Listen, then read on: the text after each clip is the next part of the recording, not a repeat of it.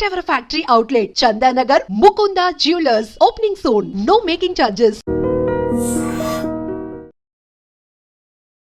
నమస్కారం, welcome to I dream. ధర్మ మార్గం విత్ విజిత కార్యక్రమానికి స్వాగతం. ప్రస్తుతం మనతో పాటు ఉన్నారు ప్రముఖ జ్యోతిష్య వాస్తు పండితులు, లలితా ఉపాసకులు శ్రీ శ్రీ శ్రీ నానాజీ పట్నాయక్ గారు. ఇప్పుడు వారితో మాట్లాడదాం. నమస్తే అండి. శ్రీమాత్రే నమః.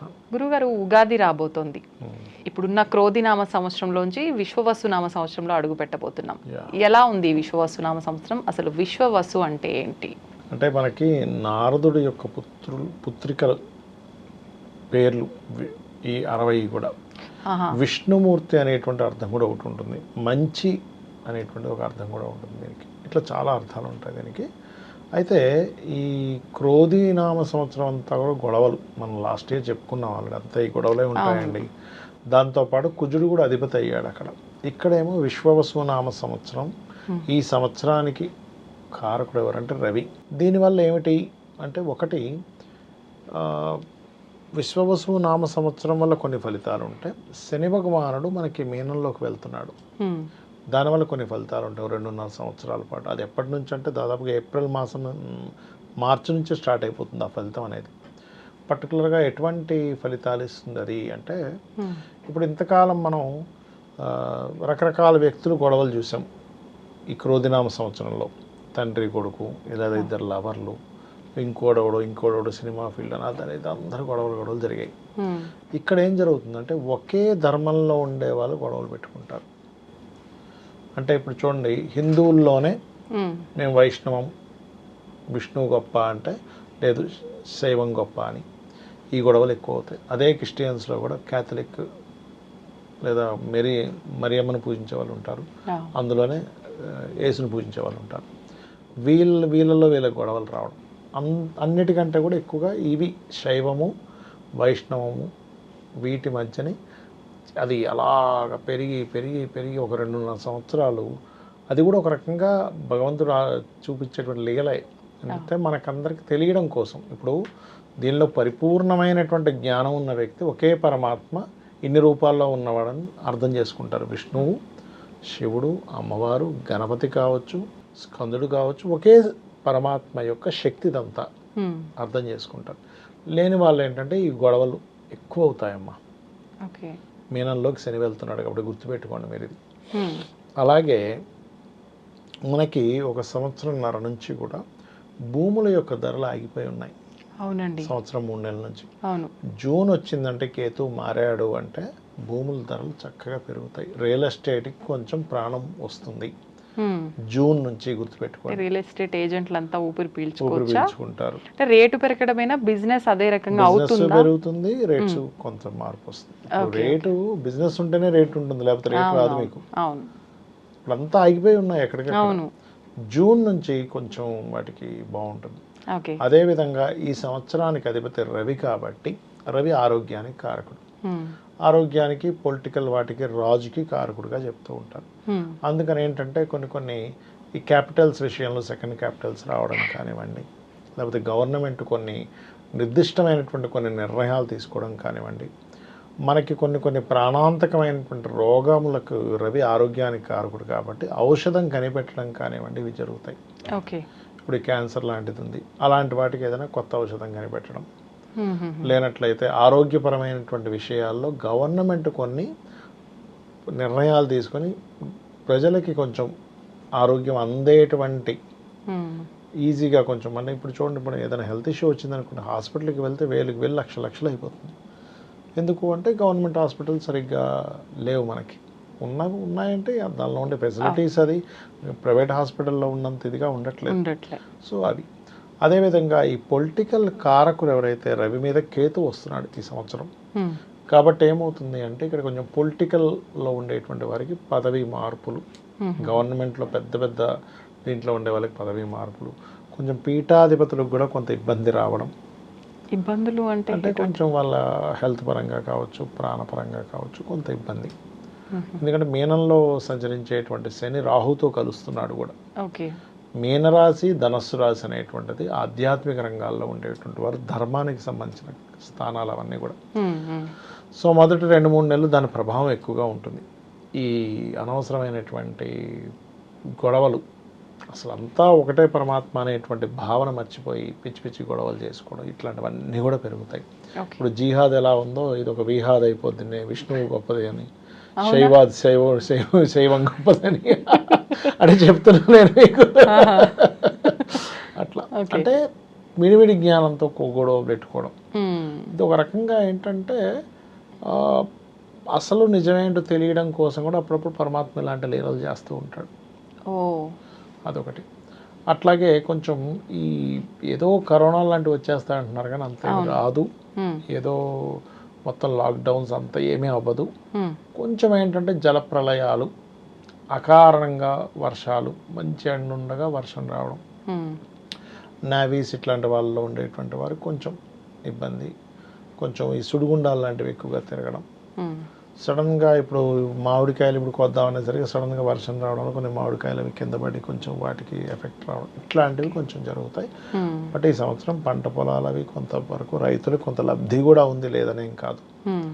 కాకపోతే ఏంటంటే మరి ఇట్లాంటివి ఈ నామ సంవత్సరం మంచిదే, క్రోధినామ సంవత్సరంతో పోల్చుకుంటే చాలా మంచిది. అన్ని పిచ్చి పిచ్చి గొడవలు అయితే ఉండవు. కానీ ఈ పర్టికులర్ ధర్మ సంబంధించినటువంటి వాళ్ళే మాది గొప్పదంటే మాది గొప్పదనేటువంటి ప్రభావం ఉంటుంది. ఓకే. కొంచెం అందులో మళ్ళీ రకరకాల వాళ్ళు కూడా కొంచెం క్రిస్టియన్స్, ముస్లిం, హిందూస్ ఇవి కూడా కొంత కొంత ఉంటాయి, ఉండవని కాదు. కాకపోతే ఈ శని యొక్క ప్రభావం ఇదంతా కూడా అది. మరి అంటే ఉగాది రోజు ఆచరించాల్సిన విధి విధానాలు ఏంటి మామూలుగా? ఉగాది రోజు శాస్త్రంలో చెప్పినటువంటిది ఏమిటి అంటే, మీరు చక్కగా ఉదయం 5 గంటలకి, మీకు 4 గంటలకు అలవాటు ఉంటే 4 గంటలకు నిద్ర లేచినప్పుడు చక్కగా తైలము ఒంటికి మొత్తం చక్కగా తైలాన్ని పట్టించుకొని నలుగు పిండితో అభ్యంగ స్నానము అంటారు, అది చేయాలని చెప్తుంది శాస్త్రం. ఎందుకు అంటే తైలం ఎప్పుడైతే మనం పట్టించుకొని నలుగు పిండితో స్నానం చేస్తామో 90% దరిద్రం అక్కడ పోతుంది. ఎందుకంటే మన శరీరాన్ని ఆశ్రయించి కొన్ని ఉంటాయి, అవి నెగిటివ్ ఎనర్జీస్ కానివ్వండి, అవి తైలం రాసుకొని మీరు ఎప్పుడైతే నలుగు పిండితో స్నానం చేస్తారో ఆ దరిద్రాలు ఫస్ట్ పోతాయి. అది ఆరోగ్యపరంగా ఇప్పుడు చూడండి, ఏం లేదు, ఇప్పుడు మామూలు స్నానం చేసిన దానికి తైలం పెట్టుకొని మీరు నలుగు పిండి పెట్టినప్పుడు ఇవి ఓపెన్ అవుతాయి, ఇక్కడ సన్న హోల్స్ ఉంటాయి మనకి. అవి ఎంత ఫ్రీగా ఉంటే మనం అంత ఆరోగ్యంగా ఉంటాం, మన బాడీ అంత హ్యాపీగా ఉంటుంది. మనం గనక ఫ్రీగా హ్యాపీగా ఉన్నాము, హెల్దీ ఆలోచనలు ఉంటాయి మనకి. మన వాళ్ళంతా ఆలోచించి పెట్టారు ఉగాది రోజు నువ్వు విజయ్, ఎందుకంటే మొదటి రోజు నీ ఆలోచన ఎలా ఉంటే సంవత్సరం మొత్తం నీ ఆలోచనలు అంత పాజిటివ్గా ఉంటాయి. అది చేసుకొని చక్కగా ఇంట్లో దీపారాధన చేసుకొని, అయితే ఉగాది రోజు ఖచ్చితంగా కొత్త బట్టలు కట్టుకోమని చెప్పింది. ఏ పండుగ కట్టుకోపోయినా పెద్ద విషయం కాదు. మరి ఏమండి పేదవాళ్ళు ఉంటారు కదా, వాళ్ళకి కొత్త బట్టలు ఎలాగా అంటే, కనీసం నిన్న వదిలిన చొక్కాలు ఇవాళ వేసుకోకుండా ఉతికైనా వేసుకోవాలి. ఓకే. అప్పు చేసేం కొనుక్కోక్కర్లేదు, శుభ్రంగా. అంతేగా నిన్న ఏదో 2-3 గంటలే వాడాను కదా, బయటికి వెళ్ళి చెప్పేసి మళ్ళీ ఇవాళ వేసుకుంటా లేదు అంటే రోజు మారింది అంటే వస్త్రానికి ఒక రకమైనటువంటి బ్యాడ్ ఎనర్జీ వస్తుంది. కొంతమంది ప్రత్యేకించి పండుగలకు వీటికి అనేసరికి పట్టువి ఎక్కువగా కట్టుకుంటూ ఉంటారు, అవి వెంటనే వాష్ చేయరు, అవి డ్రై వాష్ అవి కూడా కట్టుకుంటూ ఉంటారు చాలా వరకు. వాష్ చేయాలి, వాష్ చేయకుండా వేసుకోకూడదు. ఆ రోజు ఏం చేస్తారంటే, మీరు మంచి పాయింట్ తీశారు, ఏముందండి అరగంట కట్టుకున్నా ఇప్పేసా మళ్ళీ వేసేసుకుంటా అంటారు. అస్సలు అలా చేయకూడదు, గుర్తుపెట్టుకోండి. అలాగే ఆ రోజు ఖచ్చితంగా ఇంట్లో పూజ తర్వాత బయట ఆలయానికి వెళ్ళి పంచాంగ శ్రవణం వినాలని చెప్తుంది శాస్త్రం. ఎందుకు అంటే కేవలం ఏదో ఆదాయ వ్యయాలు తెలుసుకోవడం కోసం మాత్రమే కాదు, దానివల్ల ఆరోగ్యం మెరుగుపడుతుంది. పంచాంగాలు విన్నప్పుడు ఆయుష్ పెరుగుతుందని చెప్తుంది శాస్త్రం. వీటితో పాటు మీరు ఎప్పుడైతే మీకు పలానా ఈ సంవత్సరం ఇలా ఉంది అన్నప్పుడు మీరు ఒక ప్లానింగ్ చేసుకుంటారు, ఓకే నేను సేవింగ్స్ ఎక్కువ పెట్టుకోవాలి ఇట్లాంటి వాటి కోసం. అదేవిధంగా పశువులకి గోసేవ చేయడం, ఆ రోజు పక్షులకు నీళ్లు పెట్టడం, అందులో పర్టికులర్గా ఈ ఎండాకాలం అంతా కనుక నీళ్లు పెట్టినట్లయితే పితృదేవతలు ఆనందిస్తారు. ఎప్పుడైనా ఎండాకాలం చలివేంద్రాలు నడిపినా, పక్షులకి ఏదైనా వాటర్ పెట్టినా, కొంతమంది మారబడేసి అయితే చీమలకు కూడా వేస్తూ ఉంటారు, రవ్వ లాంటిది అలాంటివి చేసినట్లయితే ఖచ్చితంగా బాగుంటుంది.